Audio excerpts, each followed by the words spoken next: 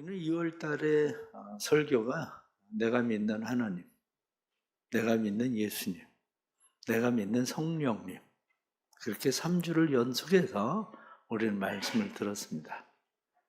내가 믿는 하나님, 나의 아버지 하나님, 천지를 창조하신 창조주 하나님이 내 아버지시다. 그 믿음입니다.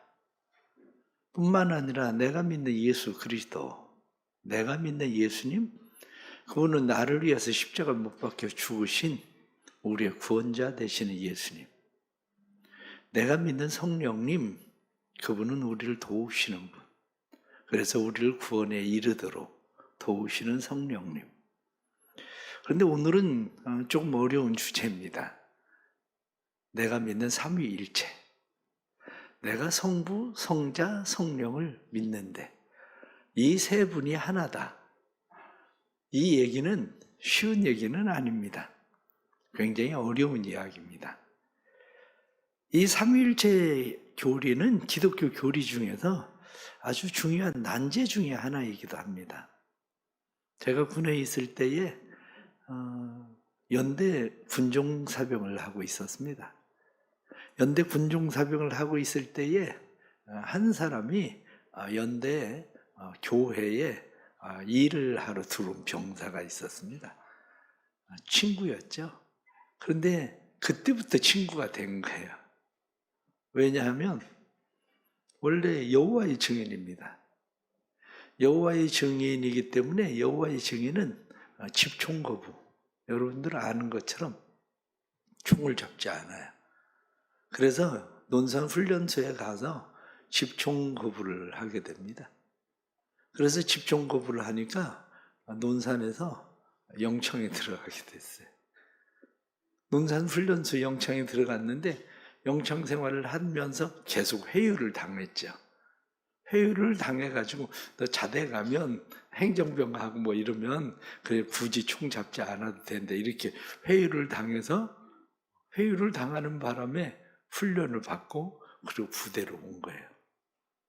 부대를 왔는데 부대에 와가지고 총을 안 잡을 줄 알았는데 저희가 해안 부대이기 때문에 해안 근무를 하러 오게 됩니다.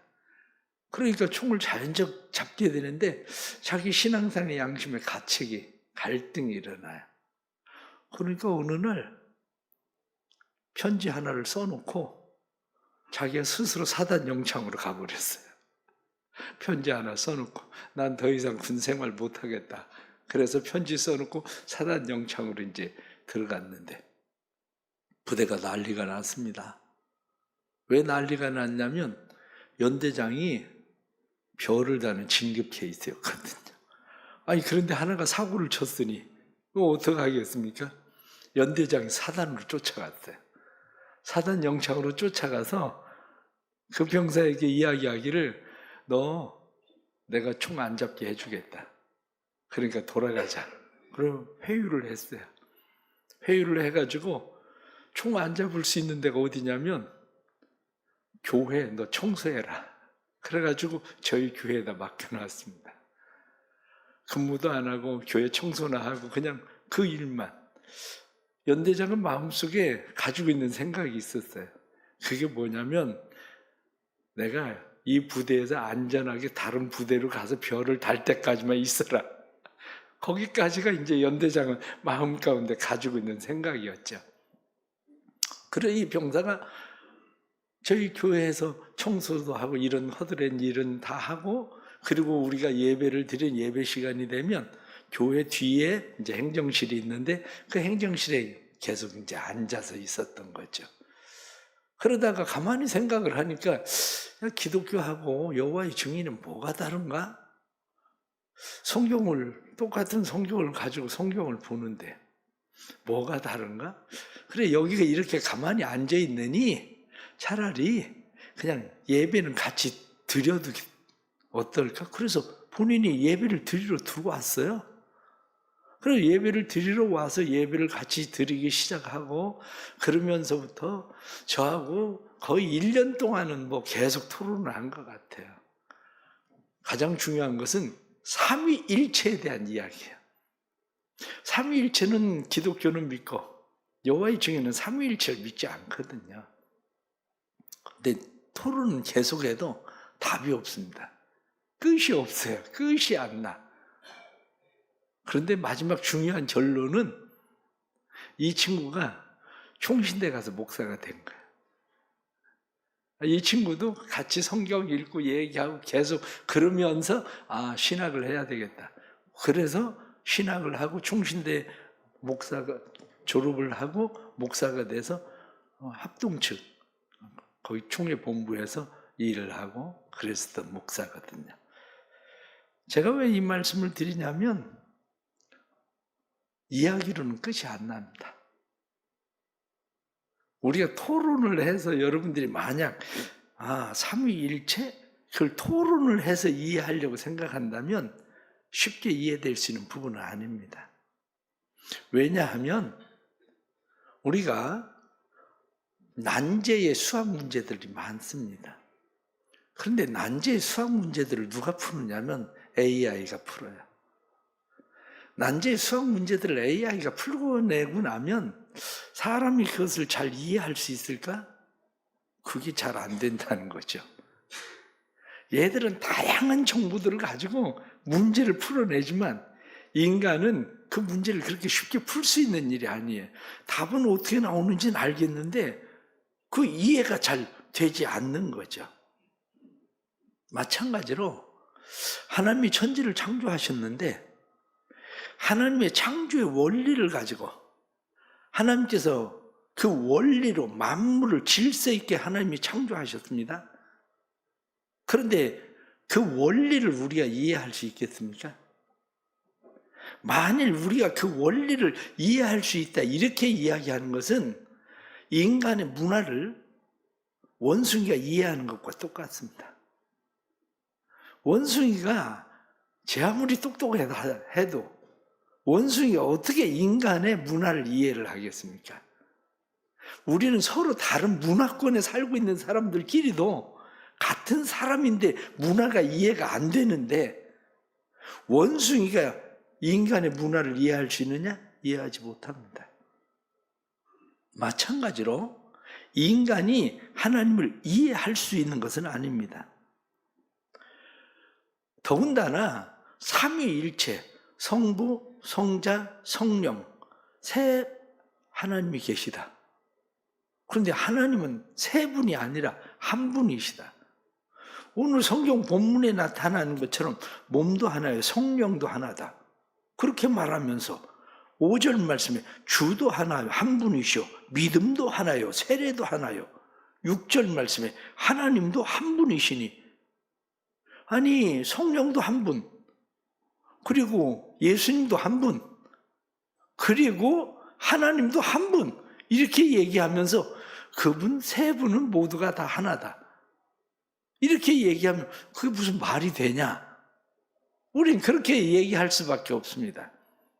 그런데 그 가장 중요한 이유는 인간이 가지고 있는 기본적인 원리 때문에 그래요. 인간이 가지고 있는 기본 원리는 어떤 생각을 우린 늘 가지고 있냐면 수학의 공식을 머릿속에 가지고 있는 거죠. 1 플러스 1 플러스 1은 셋이다. 그런데 성경이 말씀하고 있는 것은 1 플러스 1 플러스 1 플러스는 1이다. 우리의 수학 공식을 가지고 그것을 이해하고 받아들이려고 하니까 이해하고 받아들이기 어려운 거예요.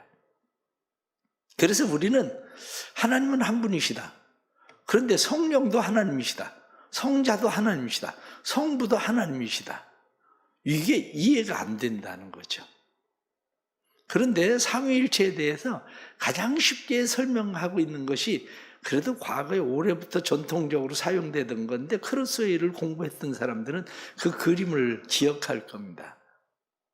맨 위에 있는 손이 성부 하나님, 천지를 창조하시는 하나님, 무릎을 꿇고 계시는 분은 성자 예수님, 그리고 그 옆에 있는 비둘기 성령입니다. 그런데 잘 보십시오. 가운데가 지금 하나님 그렇게 돼 있잖아요. 하나님, 성부는 하나님이시다. 성자는 하나님이시다. 성령은 하나님이시다. 그런데 성부는 성자가 아니다.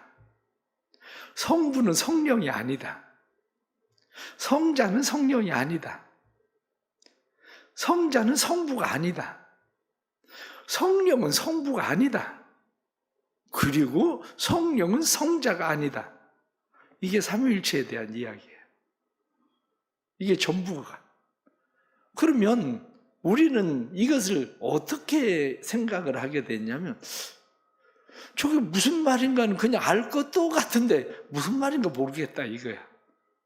알 것도 같은데 모르겠다.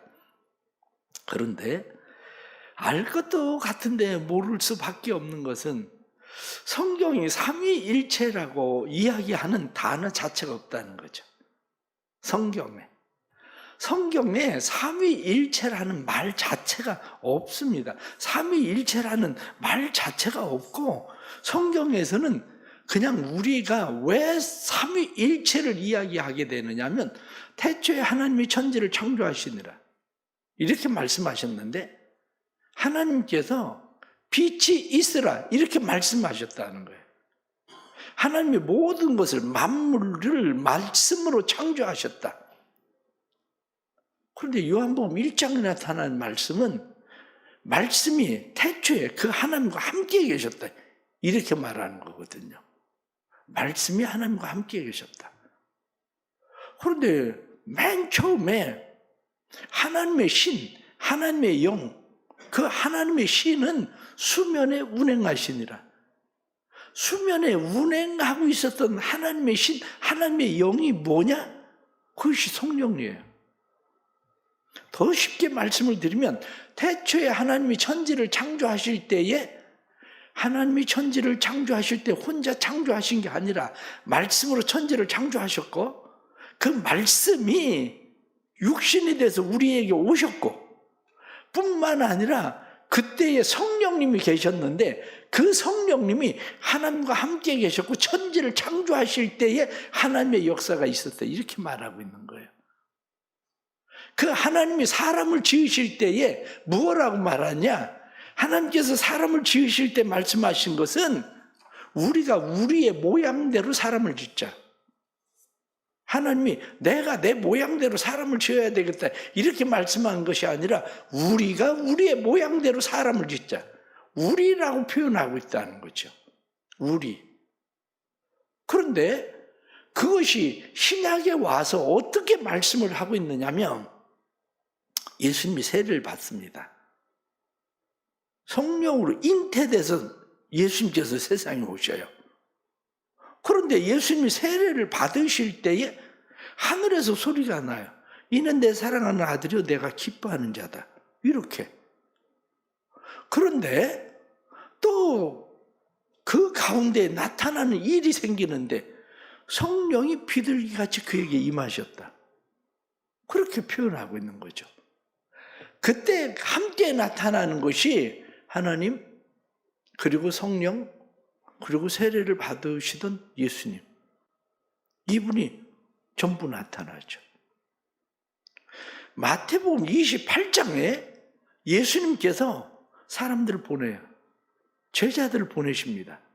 그러면서 너희가 가서 모든 족속으로 제자를 삼고 아버지와 아들과 성령의 이름으로 세례를 주어라 이렇게 말씀하시는 거죠.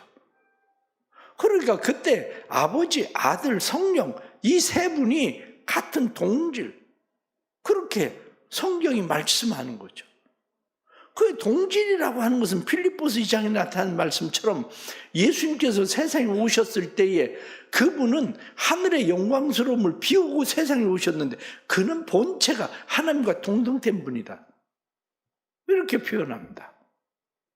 고린도후서 13장 13절 말씀에 우리가 축도를 할 때 주로 쓰는 말이죠.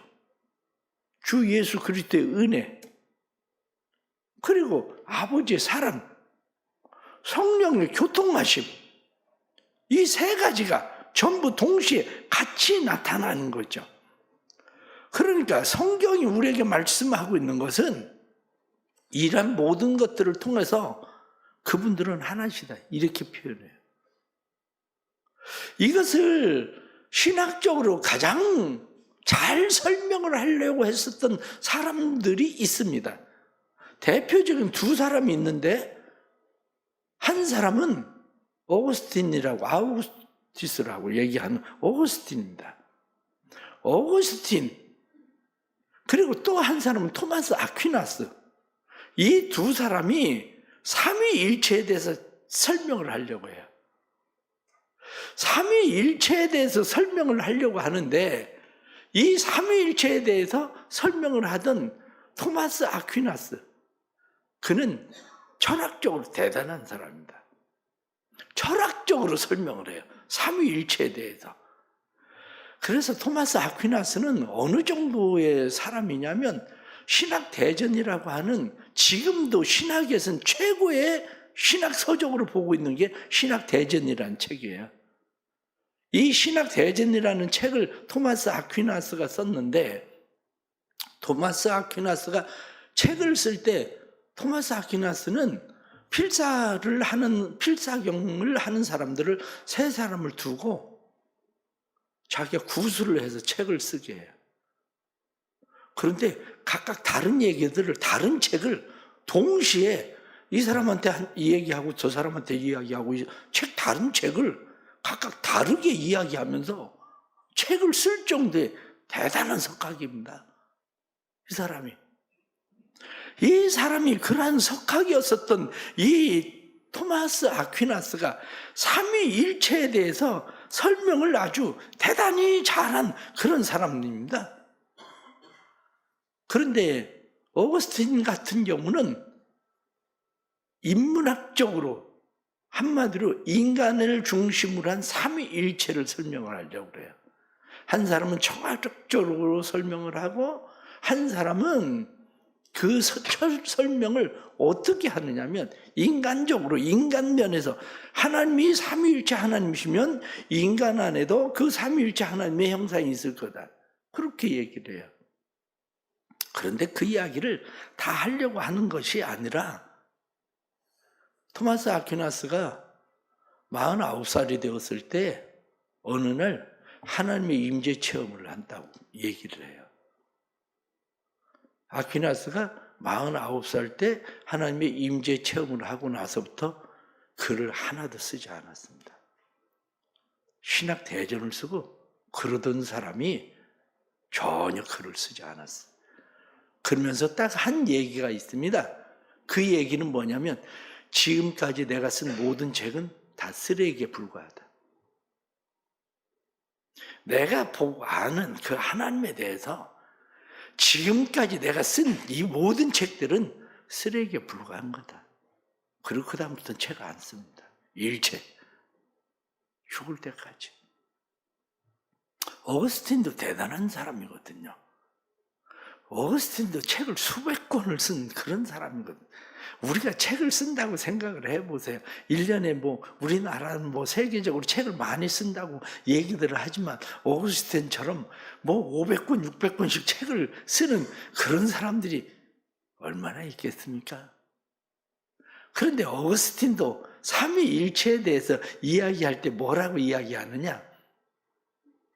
삼위일체에 대해서 고민을 하고 깨달은 게 뭐냐면, 어느 날 바닷가에 갔는데 바닷가에 아이들이 놀고 있어요.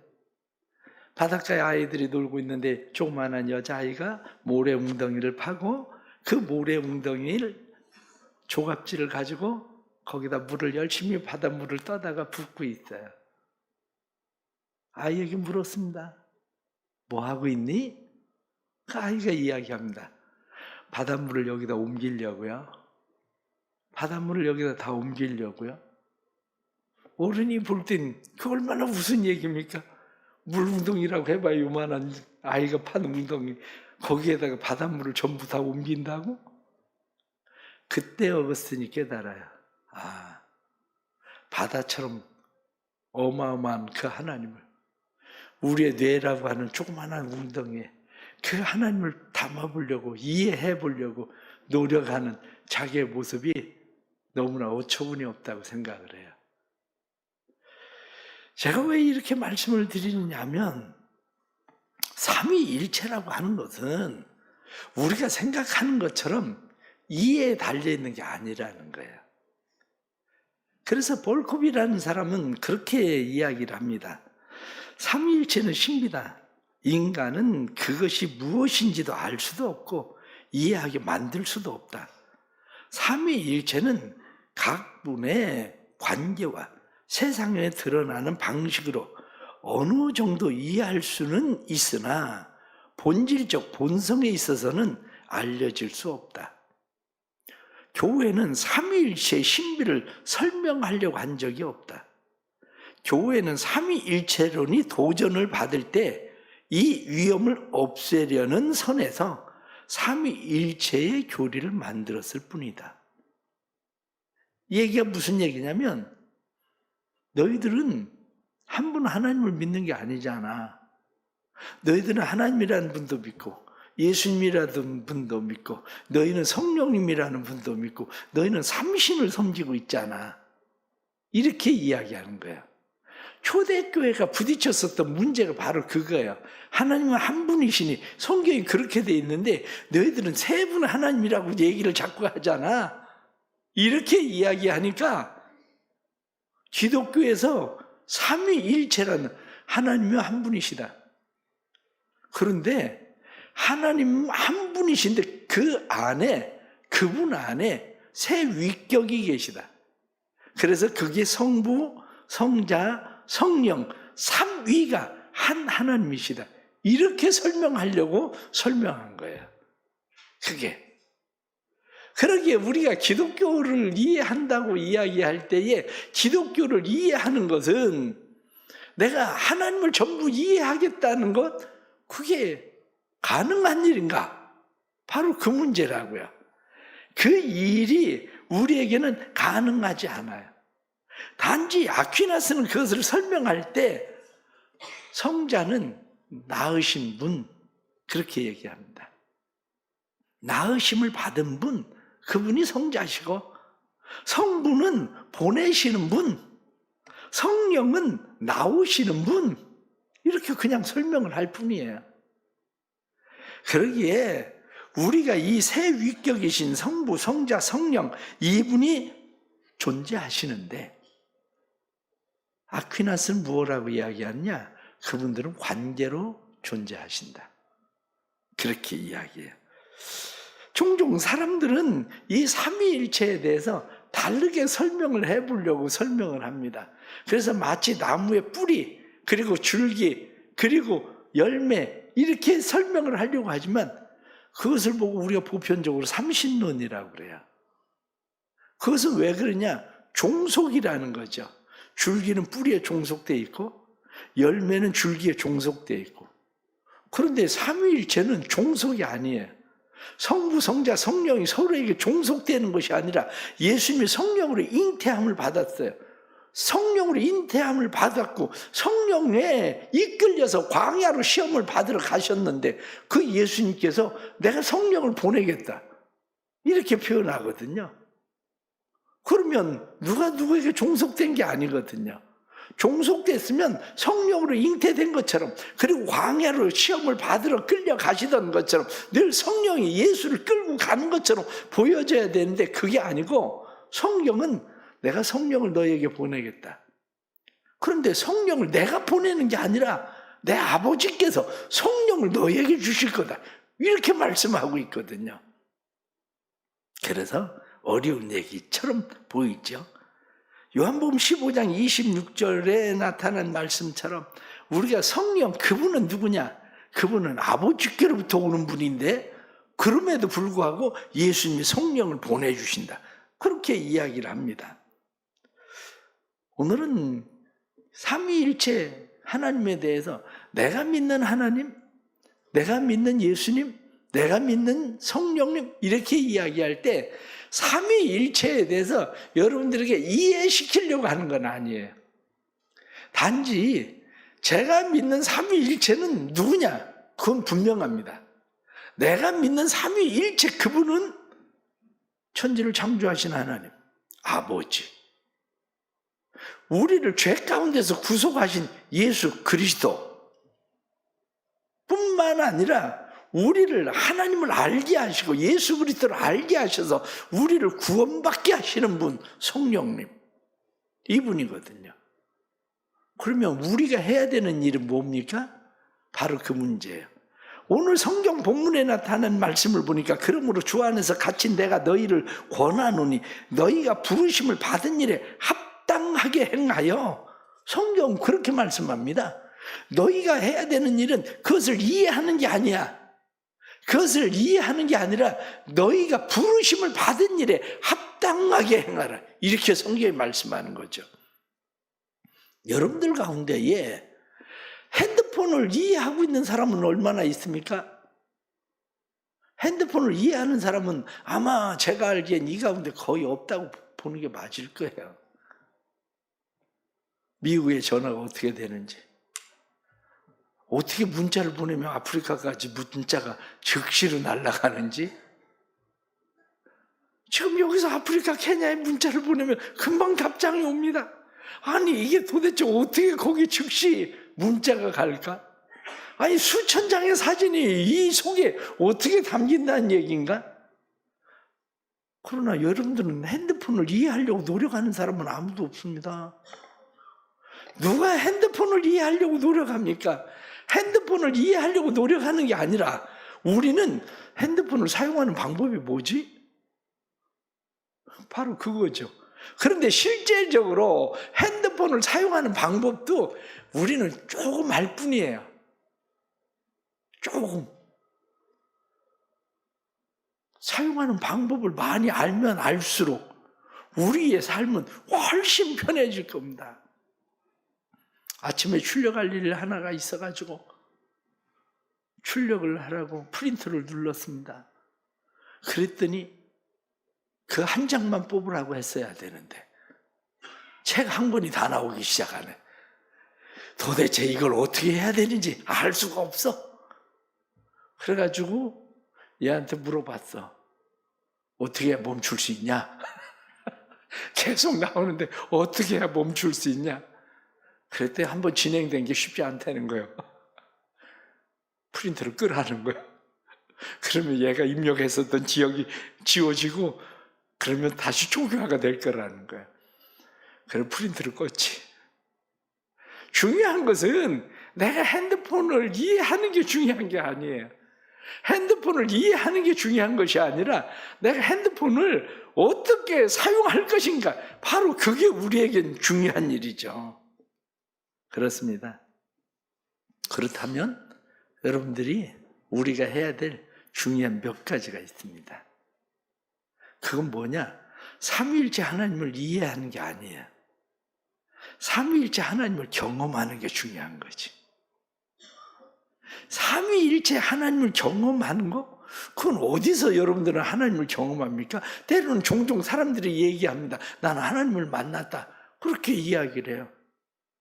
지난주에도 누구하고 상담을 하면서 이야기를 하면서 제가 그런 이야기를 했어요. 내가 진짜 지난주에 성령에 대해서 이야기를 하고 싶은 얘기가 있었는데 다른 사람들이 쉽게 이해할 수 있는 일이 아니라 내가 이야기하지는 않았다. 어떻게 해야 성령 받냐? 내 안에 성령이 있는 줄 어떻게 아냐? 그건 내가 예수 그리스도를 주라고 시인하면 이미 내 안에 성령님이 계신 거예요. 그런데 성령님이 계시다고 해도 여러분들의 삶은 어떻습니까? 정말 내 안에 성령이 있나 없나 늘 그게 종종 의심스럽잖아. 나도 성령 받았나? 예수 그리스도를 자기가 주라고 시인하면서도 나도 성령 받았나? 그게 늘 의심스러워. 왜냐? 그게 의심스러운 이유는 다른 데 있지 않습니다. 내 안에 성령의 역사가 계속되면 그게 왜 의심스럽겠습니까? 내 안에 성령의 역사가 계속되지 않으니까 난 구원받았나 그런 의심스러운 거죠. 그러면서도 말로는 예수 그리스도를 주라고 부르고 있는데 내 안에 성령의 역사를 느끼지 못하니까 의심스러운 거죠. 그런데 여러분들이 쉽게 이해는 못하겠지만 저는 그렇게 흔들리지 않는 이유 중에 중요한 것은 내 안에 조그마한 소형 원자로가 내 안에 있는 것 같아. 그래서 그 불이 꺼지지 않고 그냥 계속 타는 거야. 뭐 장작을 막 집어넣어야, 아니면 기름을 막 공급해줘야 이게 타는 게 아니고, 내 안에 있는 그 소형 원자로 같은 그게 있어서 그냥 내 안에서 계속 타는 거야. 지치지 않고. 죄송한 얘기지만 주일날 목사님들이 이렇게 예배를 드리고 그러고 나면 저녁에 가서 피곤하다. 그럼 왜 피곤할까? 피곤한 이유가 내가 생각할 때는 없을 것 같은데. 아니, 장사가 잘 되는 사람이 피곤하다고 생각을 하나? 장사 잘 되는 사람은 피곤하다고 생각을 안 해요. 돈 버는 재미에. 아니, 목사가 주일날 한마디로 장날을 만났는데 뭘 피곤해. 장날인데. 여러분, 제가 말씀드리고 싶은 게 바로 그거예요. 이해하려고 하지 말고 그 하나님을, 그 예수 그리스도를, 그 성령님을 경험하는 거예요. 그분을 경험하려면 십자가 아래로 내려가세요. 내가 예수 그리스도의 십자가 아래 내려갈 때에 그곳에서 만나는 중요한 것이 생기는데, 십자가는 죽음입니다. 죽음을 만나야 비로소 우리가 모든 겸손과 온유로 하고 오래 참음으로 하고 사랑 가운데서 서로 용납하고, 이런 말씀들이 내 안에 삶의 실제가 되는 거예요. 그게 내 안에 삶의 실제가 되기 시작할 때 내 안에서 죄도 죽고 욕심도 죽고 정욕도 죽고 세상 것들이 내 안에서 죽는 것을 경험할 때에, 그때 비로소 우리는 그렇구나. 성부 하나님, 성자 하나님, 성령 하나님은 찬송 받으실 분이 맞다. 그거예요. 하나님은 우리의 찬송을 받으실 분입니다. 우리가 마땅히 찬송해야 될 찬송 받으실 하나님, 찬송 받으실 그 하나님을 만나면 십자가 아래서 우리가 죄인됨을 깨달았을 때에 우리에게 비로소 찾아오는 것이 뭐냐면 그 겸손과 온유예요. 우리 안에 겸손과 온유가 우리 안에 살아있게 되고, 이 겸손과 온유는 너희 안에 이 마음을 품으라 곧 그리스도 예수의 마음이니, 내 마음은 온유하고 겸손하니, 성경이 말씀하는 것처럼 내 멍에를 메고 배워라 이렇게 말씀한 그 삶이 우리 안에 있을 때에 삼위일체 하나님을 이해하려고 그렇게 노력할 필요가 없어요. 그건 이해하려고 노력하는 게 아니라 그냥 그분을 내 삶에 그냥 살아내는 것뿐이에요. 그게 여러분들 안에 이 하나님의 은혜가 있기를 바랍니다. 하나님이 우리를 향한 관계 속에서 계신다는 신뢰, 그리고 성부는 사랑과 계획으로 우리를 이끄시고, 성자는 우리를 위해서 자기 자신을 내어주시고, 성령은 우리가 그 사랑과 은혜 안에 실제적인 삶을 체험하도록 하시는 분, 그것을 우리가 삶에 느끼고 경험할 때 우리의 삶은 달라지는 거예요. 오늘부터 또 이제 사순절 첫째 주일입니다. 사순절 첫째 주일인데 여러분들의 마음 가운데에 삼위일체 하나님을 이해하려고 하지 말고 그냥 십자가 아래 엎드려 봐야 되겠다. 아퀴나스나 오거스틴이 그 하나님을 이해하지 못하던 것처럼 우리도 그 하나님을 이해하지는 못해도 그 하나님을 만날 수는 있다는 믿음을 가지고 십자가 아래 엎드리면 성부 하나님, 성자 하나님, 성령 하나님을 만나고 경험하는 놀라운 삶의 은혜들이 일어나게 될 줄로 믿습니다. 사순절 이 기간 동안 또 예수 그리스도의 십자가 아래서 삼위일체 하나님을 만나는 귀한 은혜가 있어지기를 간절히 바랍니다. 기도하겠습니다. 하나님 아버지, 저희들에게 은혜 주시옵소서. 삼위일체를 우리가 이해할 수 있는 것이 아니라 삼위일체는 우리 안에 있지 않고 우리 밖에 있으며 우리의 이해에 있지 않고 우리의 이해 밖에 있다는 것을 저희들이 잘 압니다. 삼위일체를 저희들이 이해할 수 없어도 받아들이고 삼위일체 하나님이 우리의 삶에 실제되도록 도와주옵소서. 그래서 삶 속에 우리의 보호자 되시는 하나님을 만나게 해주시고, 뿐만 아니라 우리의 삶 속에 우리의 구원자 되시는 예수 그리스도의 십자가의 은혜를 만나게 해주시고, 그리고 우리의 삶을 치유하시고 회복하시고 도우시는 성령 하나님을 만나게 해 주옵소서. 그래서 사랑하는 성도들의 삶이 삼위일체 하나님, 하나님께 영광을 돌리는 삶, 하나님을 찬송하는 삶 뿐만 아니라 우리의 이웃들, 성도들, 가족들을 섬기며 살아가게 하시는 하나님의 은혜가 임하게 해 주옵소서. 예수 그리스도의 이름 받들어 간절히 기도드리옵나이다. 아멘.